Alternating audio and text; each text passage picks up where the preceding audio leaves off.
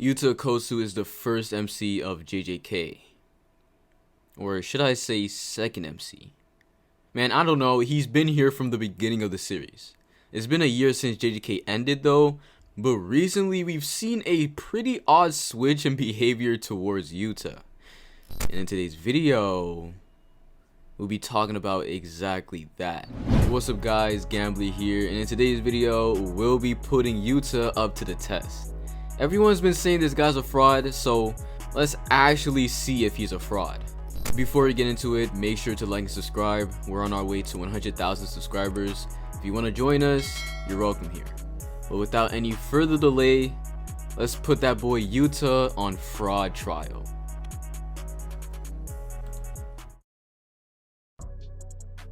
So funnily enough, I thought these fraud allegations came from Shinjuku, but then I actually thought about it. When I first saw the fraud allegations on Yuta, it was because they were putting Yuta against Yuji. And I'm just now realizing this is just Yuji fans pushing an agenda. And so I think it's fair to get into where it all started. The actual Yuta versus Yuji fight. Hey, right off the bat, this guy was getting glazed, okay? Choso saw this guy and he said, just think about getting away from Okotsu, the one with dark hair. I'm guessing he's the same type as Satoru Gojo. If you fight him, you'll die. Heck, before he even pulled up, Yuji was like, is that Gojo? No, it's something even creepier. Naoya saw him and he was like, yeah, I'm not fighting that, okay? And then he put his hands up and started twerking. Man, Yuta. This guy has always been ugly, bro. Anyways, let's get back to the point. The fight starts as Choso tries to take the attention of both Yuta and Naoya, but he utterly fails. Yuji immediately goes to run away from Yuta, and Yuta's surprised that he's this fast. And so Yuji runs to a car, outmaneuvers Yuta's slash, and punches the car at him.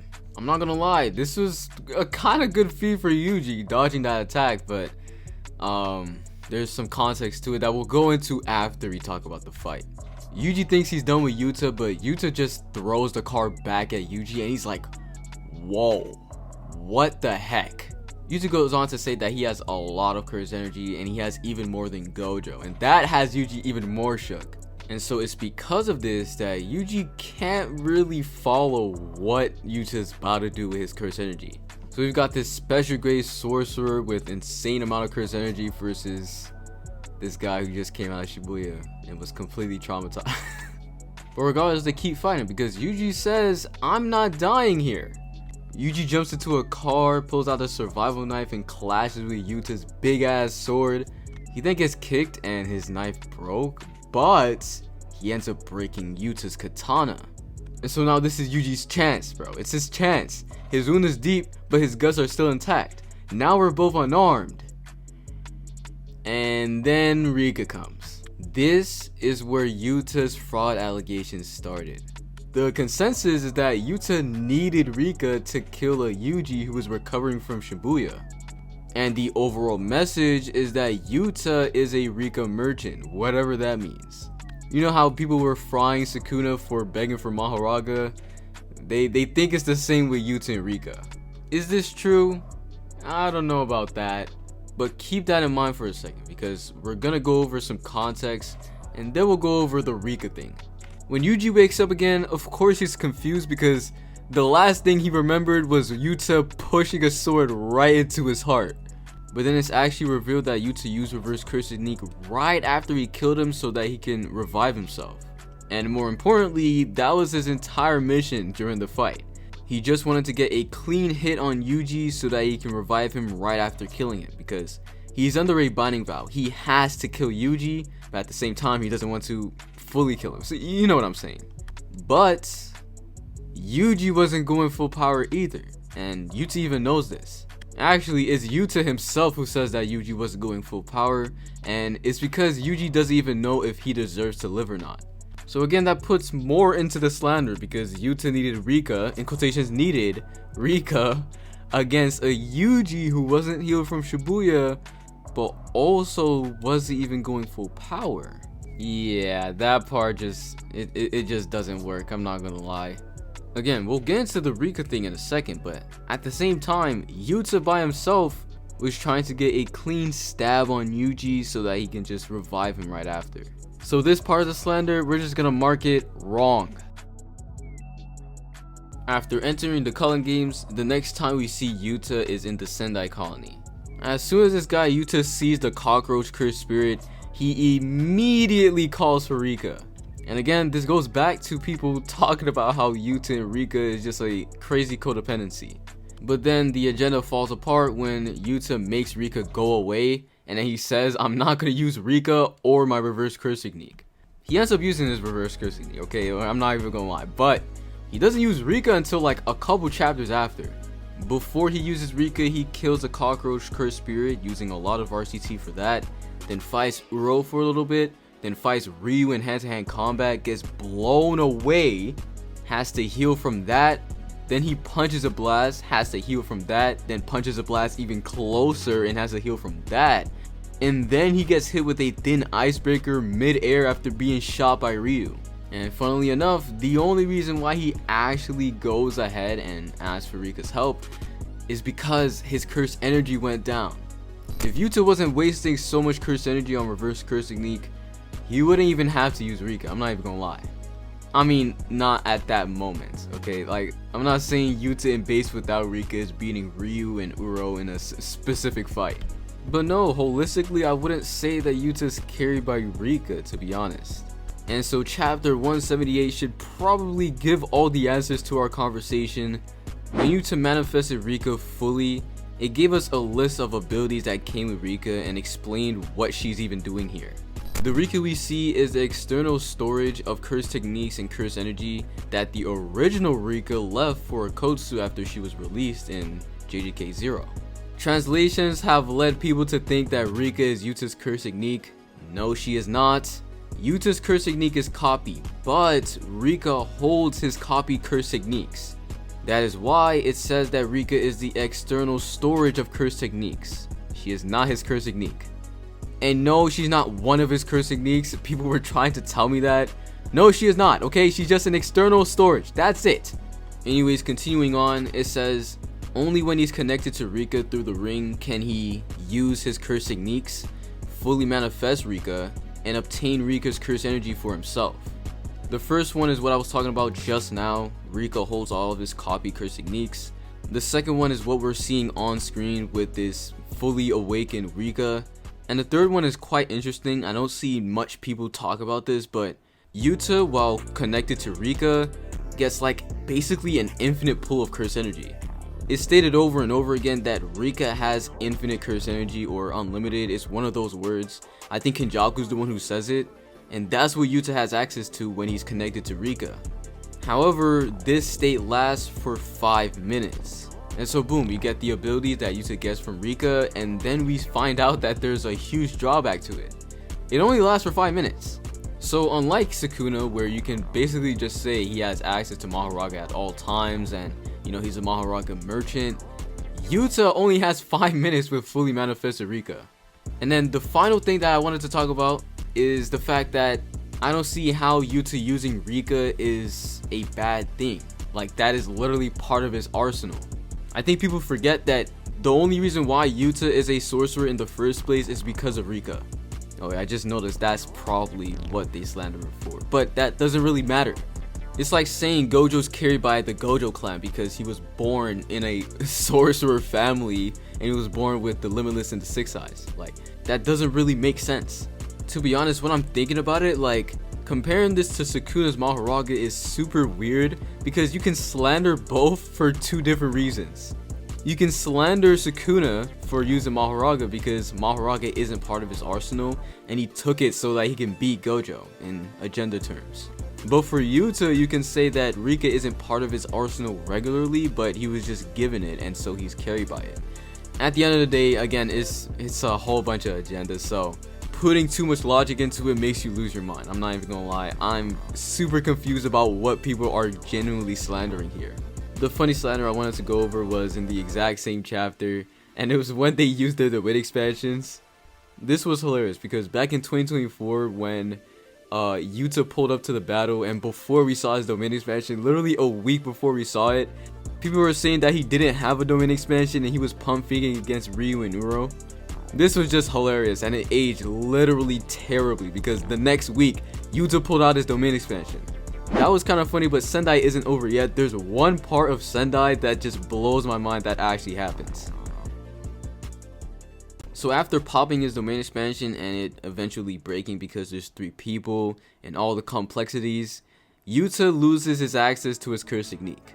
We enter chapter 180 where Yuta and Ryu clash beams, and then after that, Rika shoots her own beam, Ryu blocks it, and at the same time, Yuta jumps towards Ryu.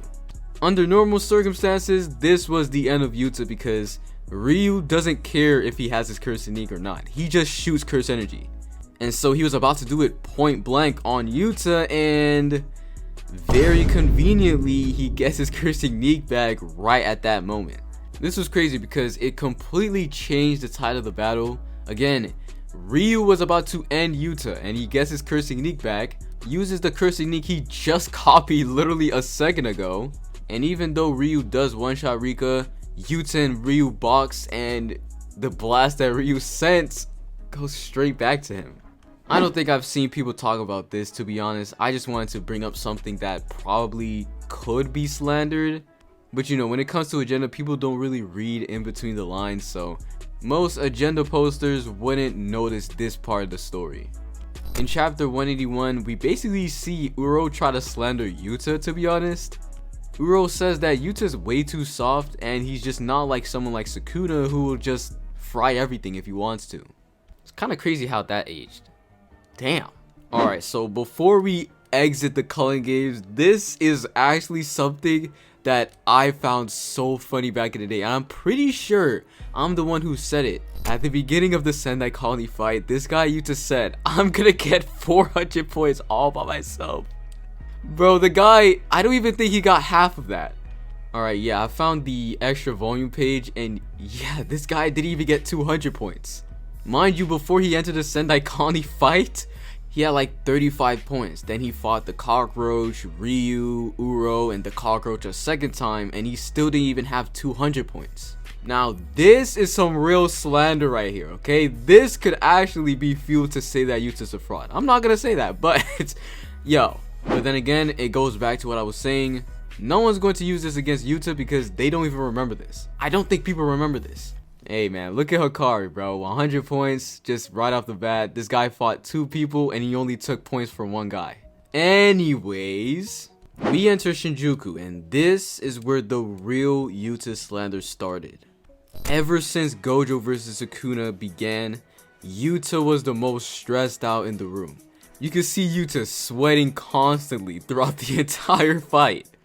And people kept picking up on this. You can even see that one panel. I'm pretty sure YouTube was reacting to him using reverse curse technique on his brain. You can see that panel and they edit the words to put some slanderous stuff on it. Sometimes it's ridiculously funny, and we actually find out why he was stressing so much. But eventually Gojo just dies. And so from the moment Gojo dies, chapter 236 to 243, we do not see Yuta at all. We see Yuji, we see Higuruma, we see Kashimo, we see Takaba. We see everyone except Yuta. I'm not even gonna lie, I was in on the slander as well, bro. When Maki was like, Yuta is our insurance or whatever BS she said, I was pissed off because like, what was she talking about? And then 243 dropped. 243 was about to be another Kenjaku versus Takaba chapter, but then right after Kenjaku convinces Takaba to just go to sleep, Yuta pulls up. And he pulls up from the bushes and sneak attacks Kenjaku.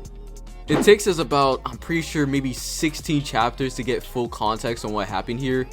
But Yuta fans are using this to say that Yuta blitzed Kenjaku, but the common consensus, or better yet, the agenda, was that Yuta was a bush camper who ended up sneaking Kenjaku. So when you see people call Yuta the sneak master or the bush camper, it came from this. I didn't mention it earlier, but when Choso finished fighting Naoya, Yuta, in quotations, snuck Choso. And so I've seen the comments, bro. They're calling him a bush camper on that as well. But to be honest, this was still insane because Kenjaku was hyped up to be the main villain, and then boom, just sliced. But hey, Yuta did keep his word when he said he was gonna kill Kenjaku. He didn't get the 400 points, but hey, that's besides the point. Anyways, about 5 chapters pass, and then Yuta pulls up to the main fight against Sukuna. I'm not even gonna lie, he probably has my favorite entrance against Sukuna. Is it my favorite? The ones I remember off the top of my head were Kashimo, Yuji, Yuta's of course, and who, bro? Oh yeah, there was also Miguel. Fuck Miguel. 249 starts, and we see kind of a flashback of what happened right after Yuta decapitated Kenjaku. To be honest, this doesn't really matter. It's what happens after this that is kind of funny. Yuta looks at Sukuna's state and he's like, his face is so disappointed. By this time, again, this guy literally just finished off Kenjaku, their biggest threat. He finished off Kenjaku and he's looking at Sukuna. He's like, bro, these guys did nothing to him. And funnily enough, he is looking at the state of Sukuna because he's looking at the hand that he just regenerated after he killed Higuruma. And so after their initial scuffle, he pops his domain expansion and hits him with a thin icebreaker. I remember waking up to these leaks. I'm pretty sure that was like the one time I fell asleep before the leaks, and I woke up to this and I was like, bro, what the hell? Because obviously the last time we saw Hakari was chapter 245, and then we wouldn't see this guy until 252 and then never see him again. But anyways, 250 started, and then we got a complete explanation of Yuta's domain expansion. His domain is pretty clean, I'm not even gonna lie, bro, but inside of it, Yuta and Yuji are just jumping the crap out of Sukuna. And at the end of 250 is where we get the next slander from, because this is kind of funny. Yuta pulls a sword from his domain, which has one of the copy curse techniques, and one of them is Shrine. He uses Cleave on Sukuna, and then Sukuna's like, oh, this is my thing. And then we see next chapter, it did absolutely nothing to him.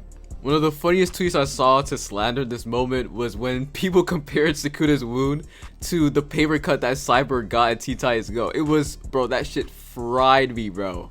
But yeah, it was pretty bad. Like, the output on that was ridiculously low, but it didn't really matter. The point of it was to bluff Sukuna into thinking that he ate the last finger, but in reality, the last finger was still at Jujutsu High, and eventually Nobara was gonna strike it. Before any of that, the end of Yuta's fight is the world cut and slash he takes point blank, and people try to use this against Yuta. Look, I know this is agenda, but there's some people who actually take this seriously and say that Yuta taking a world cut and slash point blank is slander, and then they compare it to Yuji's injuries. I don't really have anything to say about that. I think everyone with a brain can agree that that's really weak slander, really stupid slander, but yeah, let's just continue, bro. At this point, we thought Yuta was done. I thought Yuta was done at least. And then Maki dropped a line that I personally just skipped past, and she was like, we need to hold off Sukuna until Yuta comes back, and then she was like, no, I'm gonna crush him right here. Bro, I thought Yuta was done. Okay, Yuta's sliced in half, and Maki's talking about, oh yeah, Yuta's gonna come back. Chapter 260 came around, and we saw the ghost of Gojo. That thing damn near broke the internet, bro, okay? Because people were theorizing that Gojo was gonna come back for months. Months, bro, I'm telling you. And then at the end of 260, we see literally Gojo in the flesh, bro. Like, oh my goodness. And so again, I went to sleep instead of staying up for leaks, and I woke up to probably the worst news ever. Yuta Akotsu took over my goat's body. Bro, this was probably the worst couple weeks of my life, bro, because again, we haven't seen Hakari in so long. Bro, Hakari is missing in action, just fighting Urami this entire time, and Yuta has pulled up a second time in Gojo's body to fight Sukuna. So I was expecting a crazy performance because, bro, he's using my goat's body. Gojo, the strongest sorcerer of today. Come on. Boy, was I expecting too much, because the entire time, literally the entire time, Yuta was messing up. He couldn't do hand-to-hand combat, he couldn't use blue, he couldn't use red, he was trying to use purple. He had to literally use Inumaki's cursed speech through a freaking voice recorder to even land a hollow purple. And even that he didn't get correct, because in the next chapter, Sukuna just walks off. And then the worst thing that could possibly happen happened. Yuta fell over and left. It was done. That was that was it for Yuta's performance in Gojo's body. The guy messed up literally everything, barely did anything. I'm not gonna lie, he did keep up the shards for the domain expansion so that Yuji and Todo could swap with it, and then Angel could do the same thing. But the guy fell over and never came back. That was the end. And so this is probably the most fraudulent moment from Yuta in my opinion. I'm not gonna lie. 261, this guy was talking crazy. Oh, I'm gonna be the monster. I'm gonna take over Gojo. I'm gonna do what it takes. This guy did that and did absolutely nothing with it. And funnily enough, outside of agenda and fraudulent behavior, I think that was probably one of the biggest things people hated about this arc. This specific fight. This guy Gege brought back Gojo, the fan favorite of the entire manga, teased him just for Yuta to take over his body and perform an absolute stinker. Definitely one of my least favorite parts of the arc. I'm not even gonna lie, like I loved 261. I love that chapter. But Yuta and Gojo's body, pack it up, bro. You can literally take out this part of the fight, just make it so that Sukuna's domain expansion just takes way longer to come back and nothing changes. Literally nothing changes. Todo can swap a random rock with Angel, and then she uses Jacob's ladder, and then the entire rest of the story plays out the exact same. All Yuta did was take away a domain expansion that probably could have just waited a little bit longer to come back. I know this sounds like slander from me, I'm not even gonna lie, but this scene definitely did used to piss me off. From my knowledge, this is where the Yuta slander stops, at least in terms of the story going on. Obviously, Maki was slandering Yuta in the story, but Maki doesn't know what she's talking about. She's kind of mentally challenged when it comes to Jujutsu.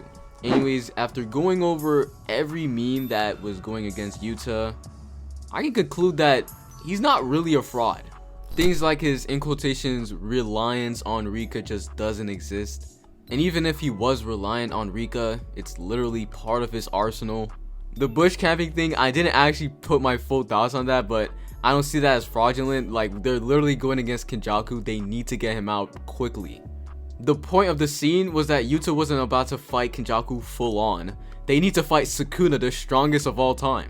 Yuta getting pieced up by Sukuna inside of his domain isn't an anti-feat because we're talking about Sukuna and World Cutting Slash. Like, World Cutting Slash literally killed Gojo. The only fraudulent things about Yuta is his proclamation that he'll get 400 points. Probably the funniest thing that came out of Yuta's mouth. But also his absolute stinker of a performance inside of Gojo's body. Definitely one of my least favorite parts of the entire manga. And of course, is attributed to Yuta. Overall, he's not a fraud. Let's stop slandering Yuta. Let's start slandering Naoya. How about Naoya? Or what about Miguel? Dude, Miguel! Slander that guy! Anyways, let me know your thoughts in the comments. Make sure to like and subscribe. And I'll catch y'all in the next one.